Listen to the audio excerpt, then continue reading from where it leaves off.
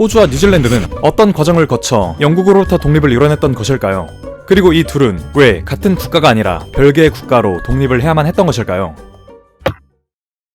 때는 19세기 중반, 오늘날 호주와 뉴질랜드가 딱 두 개의 독립된 국가로서 존재하고 있던 것과는 달리 19세기 무렵 이 지역은 여러 개의 분리된 식민지로서 별개의 자치정부를 이루고 있었습니다. 이미 뉴사우스웨일스와 빅토리아를 비롯한 많은 주는 별도의 헌법과 의회를 보유하고 있었고, 호주로의 첫 이주 이후 50년이 훌쩍 지난 시점에서 식민지들은 이민 1세를 넘어 어느새 2세대와 3세대로 나아가고 있었습니다.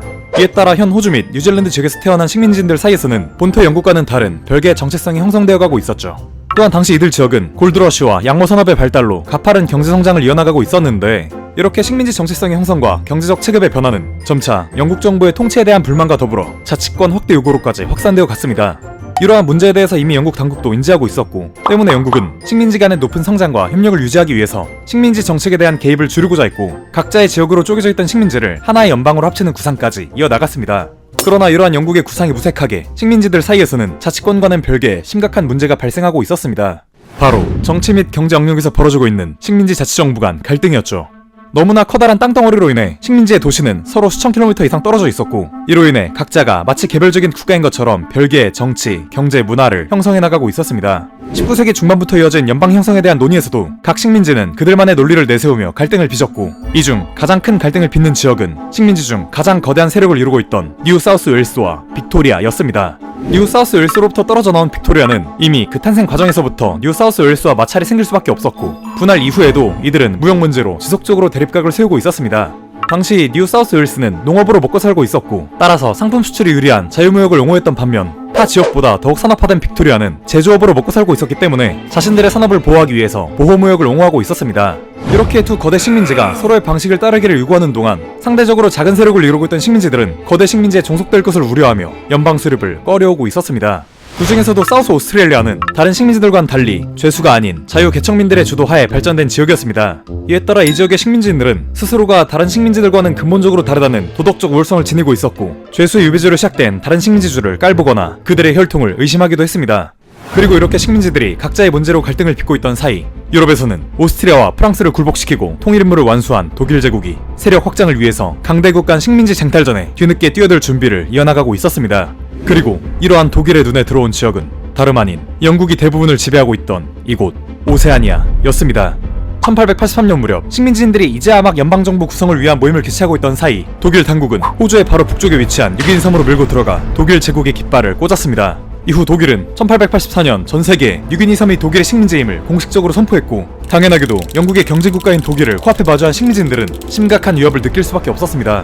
당시 영국 당국은 뉴기니의 남쪽 지역에 대한 지배권을 주장하며 영국령 뉴기니를 수립하였으나, 영국과 무려 15,000km나 떨어져 있던 식민지들은 안전 보장에 대한 논의를 이어가지 않을 수 없었습니다. 당시 영국 또한 식민지 안보 확보를 위한 연방정부의 필요성을 어필하였고, 결국 식민지들은 1883년에 식민지 회의를 시작으로 본격적으로 연방 수립을 위한 논의를 이어가게 되었습니다. 이미 식민지들은 대다수가 식민지 간 상품과 시민의 자유로운 이동을 원하고 있었고, 민족적으로는 앵글로 섹슨이라는 공통된 정체성과 같은 언어를 사용하고 있었기 때문에 굳이 개별 식민지로서 남아야 할 이유가 없기도 했고, 당시 독립국가인 미국이나 영국령 캐나다처럼 성공적인 연방 모델의 존재는 분할되어 있던 호주 식민지에게 강력한 영감을 안겨다주고 있었습니다. 이렇게 식민지들은 19세기 후반 동안 연방 수립을 위한 회의를 치열하게 이어나갔고, 그중 대부분은 뉴사우스웨일스와 빅토리아 간 이해관계를 해결하는 데 중점을 두고 있었습니다. 그리고 이렇게 호주의 식민지들이 연방 수립을 위한 노력을 이어가던 시기, 이 같은 연방 참여를 진지하게 고려하고 있던 지역이 있었습니다. 바로 이들과 이웃하고 있던 뉴질랜드였죠. 당시 뉴질랜드는 1890년대 호주의 식민지들이 연방회의를 개최할 때 지속적으로 대표단을 보내며 함께 연방 가입에 대한 논의를 이어나갔습니다. 그리고 이러한 연방 가입에 대해서 뉴질랜드 내부에서는 각자의 이해관계에 따라서 찬반 여론이 나눠지고 있었습니다. 농업이나 목축업으로 먹고 살고 있던 이들에게는 호주와의 연방 형성이 무역 장벽을 없애줄 수 있었기에 연방 참여에 찬성하는 의견도 다수 존재하고 있었지만, 그 외 대부분의 사람들은 연방 참여에 회의적인 반응을 보이고 있었습니다. 그중 가장 중요한 이유는 바로 호주와의 거리였죠.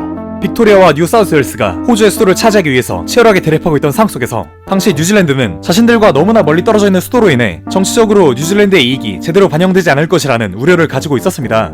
이미 한 세기 동안 별개의 섬에서 자치를 이어나가고 있던 뉴질랜드는 호주와는 다소 다른 정체성과 문화를 지니고 있었고, 따라서 그들이 가지고 있던 정치적 주권을 연방에 넘기기에는 감수해야 할 리스크가 너무나 많았습니다. 또한 뉴질랜드와 호주 사이의 가장 큰 차이점은 바로 원주민에 대한 대우였습니다. 마오리족과 오랜 전쟁을 겪었던 뉴질랜드 당국은 이미 그들의 권리를 대체로 인정해주고 있었지만 호주 대륙의 식민지들은 원주민을 노골적으로 차별하고 투표권마저 제대로 부여하고 있지 않고 있었습니다.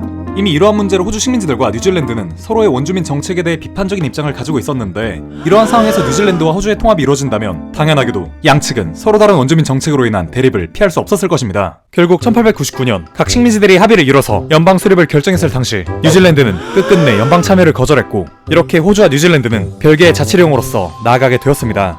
마침내 모든 갈등을 봉합하고 연방 수립에 동의한 식민지들은 영국으로 달려가 왕실의 승인을 받았고, 이렇게 1901년 1월 1일 개별 식민지들은 영연방 호주로서의 공식적인 출범을 알리게 되었습니다. 그런데 이렇게 개별 식민지에서 자치령으로 부상한 호주 내부에서는 아직 해결되지 못한 또 다른 문제가 하나 있었습니다. 바로 연방의 수도를 도대체 어디로 정해야 하는가에 대한 갈등이었죠. 연방 수립 이전부터 뉴사우스웨일스와 빅토리아는 각각 시드니와 멜버른이 수도가 되어야 한다며 오랜 논쟁을 이어왔고, 만약 정말로 두 도시 중 하나가 수도로 결정된다면 식민지 간의 갈등은 연방 수립 이후에도 계속해서 이어질 것이 분명한 상황이었습니다.